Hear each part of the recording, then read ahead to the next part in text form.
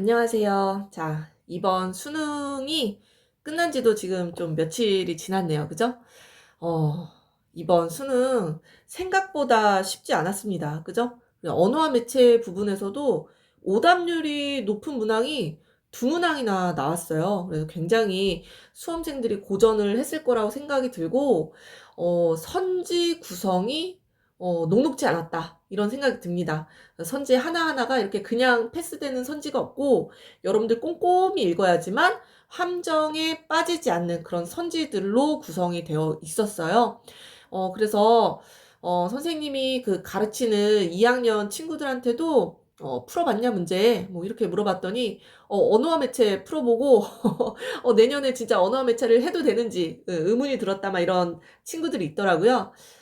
그래가지고 수능 끝나고 나서 첫 영상으로 언어와 매체 특히 원래 이 중세국어 파트는 한 문제 정도 나오거든요. 근데 이번에 물론 이 앞부분이 이제 제자 원리, 우리 한글의 제자 원리에 대한 부분이지만 아무튼 중세국어 문법 파트에서 두 문제나 출제가 됐어요.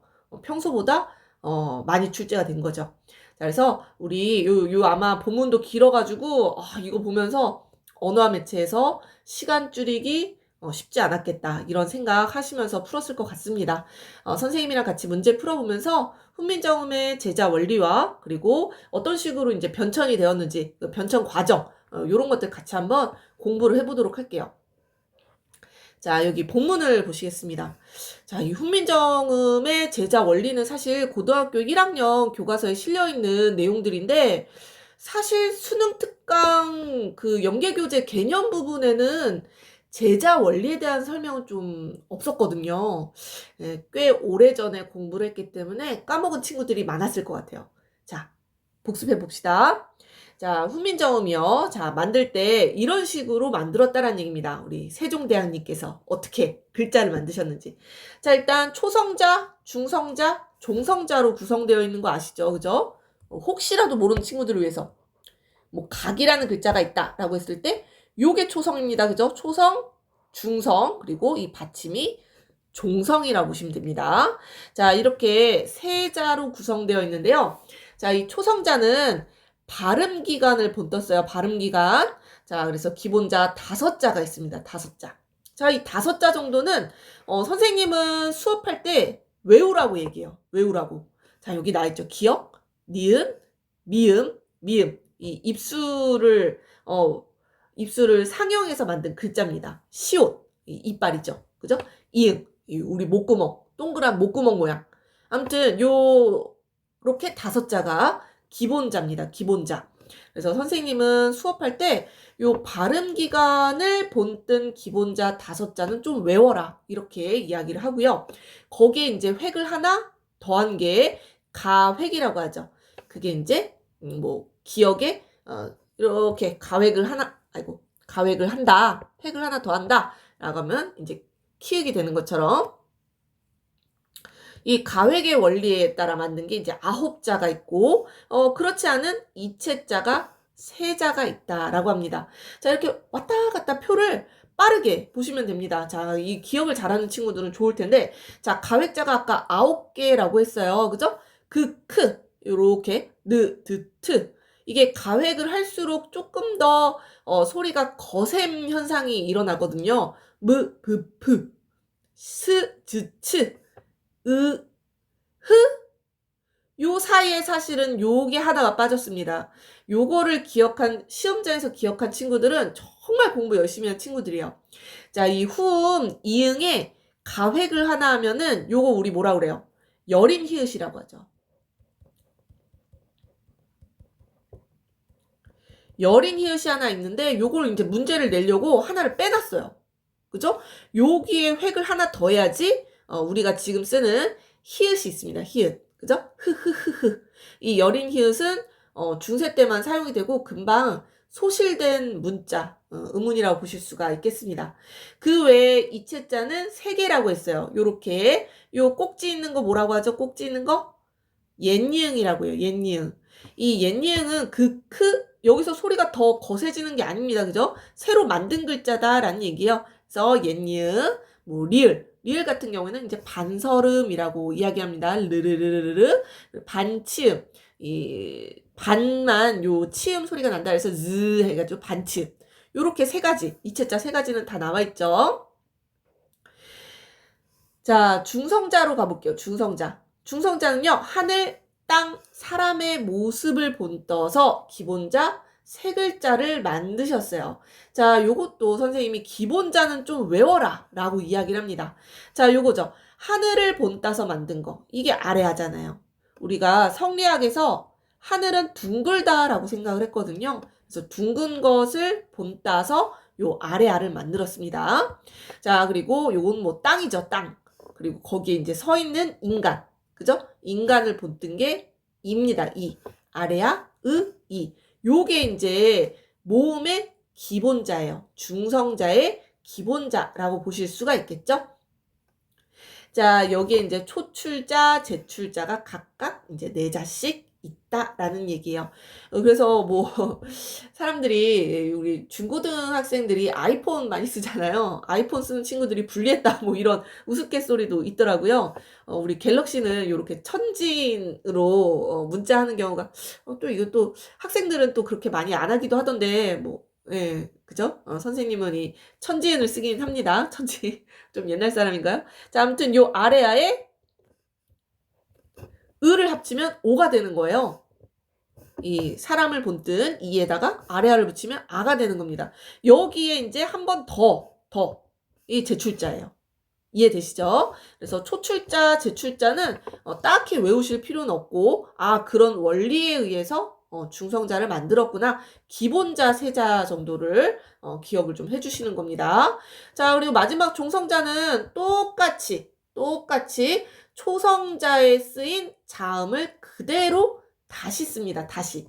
이거를 사실 훈민정음에서는 뭐라고 이야기하냐면은 종성, 부용, 초성이라고 이야기를 해요. 초성자를 다시 쓴다라는 얘기예요. 굉장히 경제적인 글자입니다. 그죠? 다시 쓸 수 있는 건 다시 쓴다라는 얘기예요. 그런데 중세 때는 소리 나는 대로 쓰는 게 원칙이었어요. 우리가 표음주의라고 하거든요. 그래서 실제 발음되는 소리에 해당하는 8개의 초성만 종성에 올 수 있었어요. 이게 뭐예요? 이거 중요하다고 많이 배우지 않았어요? 이게 바로 팔종성법입니다. 8개의 실제로 발음나는 요 8개의 종성만 쓰였다라는 거예요.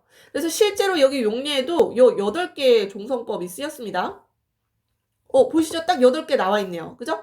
여기에서 눈여겨보셔야 될 거는 지금처럼 그 받침 이응 있죠? NG 발음. 이 NG 발음을 나타낼 때 그냥 이응을 쓴 게 아니라 요 옛이응을 썼습니다. 요 꼭지가 들어가 있는 거예요. 꼭지. 옛이응을 썼다라는 것을 눈여겨보셔야 되고요. 또 뭐예요? 발음 나는 대로 8자를 받침에 썼다라고 했잖아요. 근데 보시면은 디귿과 시옷이 각각 받침으로 들어가 있다라는 걸 보실 수가 있어요.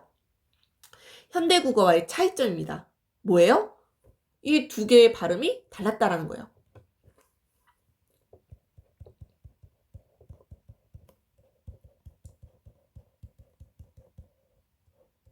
발음 변별이 가능했다라는 얘기예요.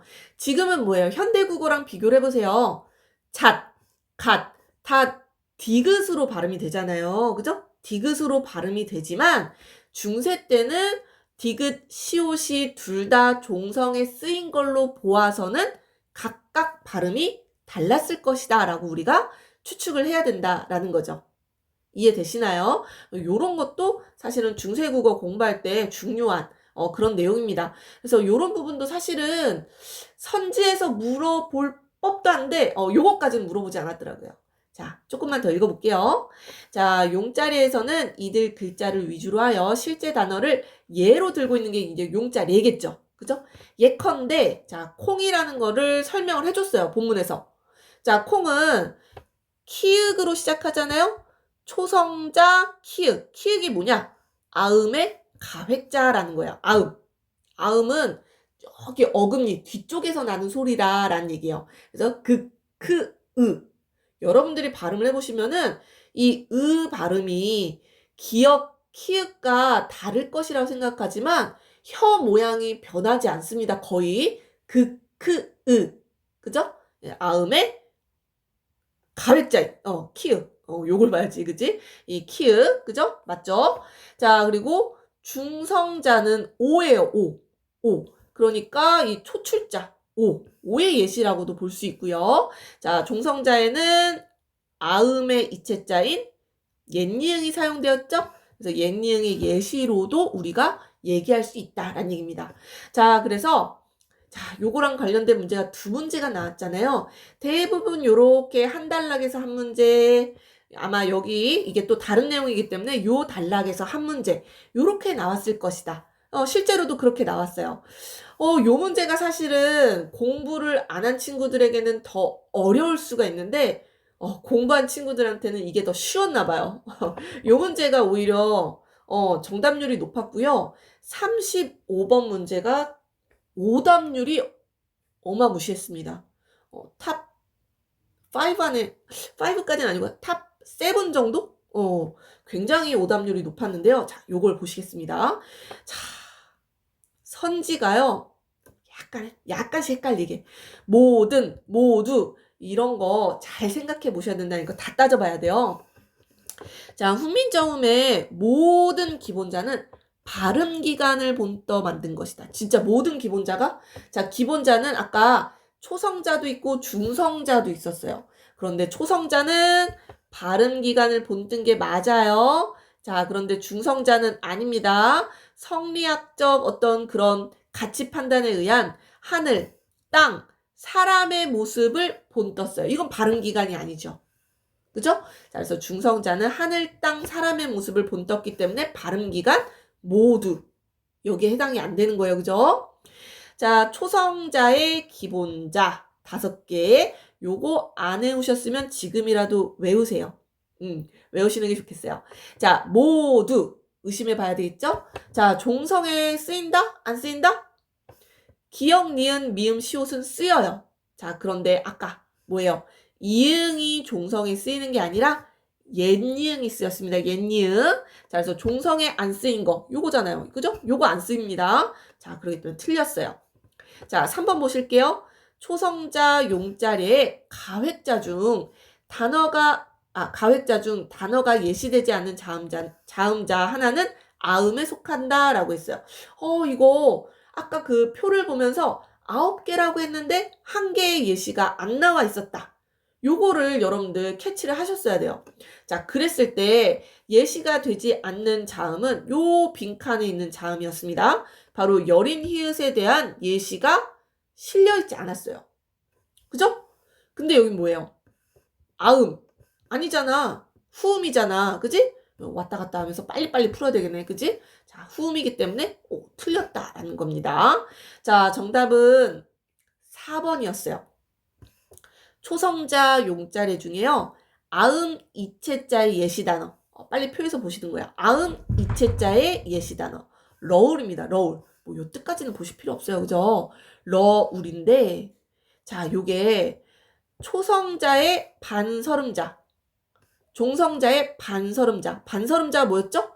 리을이에요. 리을. 이 리을이 초성과 종성에 쓰였는지 보시면 되겠죠? 자, 초성, 종성 둘 다 쓰였다라는 얘기입니다. 4번 정답이에요. 4번. 자, 근데 4번이랑 헷갈린 게 5번이었어요. 5번을 또 많이 틀렸는데 이렇게 하나 정도 틀리게 해놓고는 안타깝네요. 자, 이 보시면은 중성자 용자리 중에 초출자 어의 예시단어. 어의 예시단어 뭐예요? 요거 보시면 돼요. 부섭. 무슨 뜻인지 알 필요 없어요. 자, 부섭. 자, 요거는 반치음 이체자. 반치음 이체자 뭐죠? 반치음이에요, 반치음. 자, 요거 사용됐어요. 그죠? 종성자 순음의 기본자. 종성자 순음의 기본자는 뭐죠? 미음이에요, 미음. 순음의 기본자 미음이잖아. 그지? 자, 미음인데 미음이 아니라 뭐예요? 비읍이 쓰였잖아요. 종성에. 비읍. 그러니까 기본자가 아니라 이거 고쳐주세요. 가획자. 가획자라고 보셔야죠. 그래서 요거 하나 딱 틀리게 해놓고는 헷갈리게. 아마 요거 정도는 패스를 하고 요 왔다 갔다 하다가 5번 찍어서 틀린 친구들이 좀 있을 것 같다. 이런 생각을 좀 해봤습니다. 자, 35번 오답률 높은 문항이었어요. 자, 36번은 의외로 친구들이 잘 풀었습니다. 왜냐면은 이 변천 과정에 대해서는 우리가 공부를 너무 많이 하는 부분이기 때문에, 그리고 여기 나와 있는 예시들이 그렇게 어려운 예시들이 아니에요. 자, 이 예시들 여기서부터 한번 같이 읽어보겠습니다.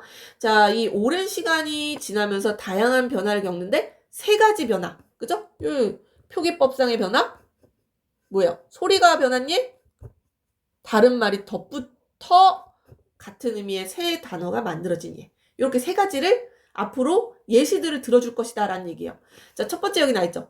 표기법상의 변화. 발음은 똑같아요. 얼음. 그죠? 자, 근데 요거를 이제 이렇게 나눠서 얼다, 이런 식으로 형태소 분석이 가능하게끔 표기법상의 변화가 일어났다라는 겁니다. 자, 두 번째 이 소리의 변화가 예시가 제일 많아요. 제일 많은데 또 두 가지로 나눠볼 수가 있습니다. 자음이 변화한 경우, 모음이 변화한 경우. 자, 자음이 변화한 경우는 구개음화예요. 구개음화 여러분들 잘 아시죠? 구개음화 그냥 간단하게 얘기하자면 드트, 여기 선생님 디귿을 또 표시를 안 했네요. 드는 즈, 트는 츠, 즈츠가 구개음이거든요. 구개음으로 변화하는 현상입니다. 자, A 밑줄 쳐져 있으니까 바로 보시죠. A, 드, 즈, 구개음화 해당되는 거 맞죠? 그죠? 자, 모음이 변화한 유형에는요. 셔이 섬으로, 쇼가 소로, 여어, 요오. 이중모음이 단모음화가 된 유형을 얘기하는 겁니다. 이중모음이 단모음으로 바뀐. 자, 그러면 여기 볼게요. 자, 셔울만 보면 되겠죠? 셔울, 서울, 여가 어로. 앞에서 제시된 얘랑 똑같잖아요. 그죠? 단모음화, B에 해당되는 거 맞습니다. 자, 다리, 탁, 아래아가 사라졌잖아요. 뭐 가장 마지막에 사라진 의문이긴 합니다만 이 아래아가 또는 또는 뭐 으로 변하기도 하고 아무튼 아래아가 변한 유형. 자, 무가 무, 부가 부. 이렇게 순음 아래에서는요. 이 미음이랑 비읍이 순음이잖아요. 입술 아래에서는 으보다는 우가 발음하기가 좋습니다. 우가 뭐죠? 원순 모음이잖아요. 원순. 입술을 동그랗게 만드는 원순 모음이 발음하기가 더 좋습니다. 자, 그래서 이 원순 모음화를 겪는 유형. 자, 맞는지 볼까요? 풀. 이게 되게 자주 나오는 예시들이에요. 풀. 으가 우로 변한 거. 원순 모음화. 원순 모음화의 얘들은 뭐 물 이런 거 굉장히 잘 나오기 때문에 익숙하면 도움이 되겠죠? 자, 노로가 노루, 벼로가 벼루, 끝 음절에서 오가 우로 변화하는 유형도 있다.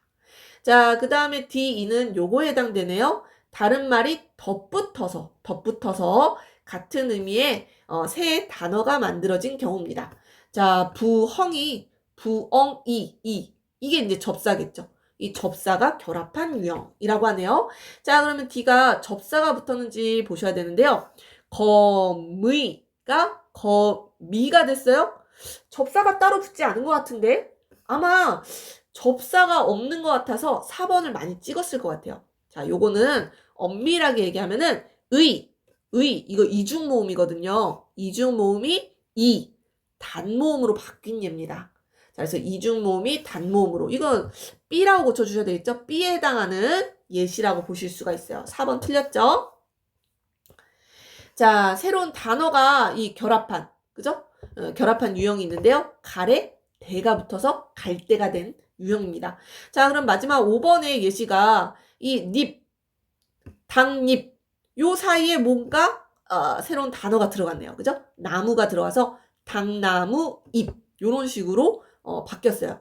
자, 그래서 요런 단어가 결합한 예시 요거 맞죠? 그죠? 5번 예시는 맞는 예시라고 보실 수가 있겠습니다.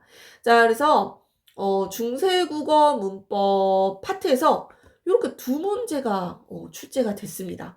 그래서 여러분들 현대 문법이 뭐 그래도 더 중요하지만 중세 문법도 허투루 하면 안 되겠다. 그리고 이 고등학교 1학년 교과서에 나와 있는 이런 내용이 수능에 얼마든지 나올 수 있으니까 여러분들 언제나 기초를 탄탄하게, 그리고 외울 건 외워 주셔야죠. 요런 기본자 5자, 여기 기본자 3자, 요런 것들은 외우시는 게 여러분들이 문제 푸는데 훨씬 더 속도를 빠르게 할 수 있는 그런 부분들이라고 보실 수 있을 것 같아요. 요 37번 문제가 문법 문제 중에서는 가장 오답률이 높았는데요. 요 문제는 다음 영상에서 같이 한번 풀어보도록 할게요. 자, 여기까지 할게요.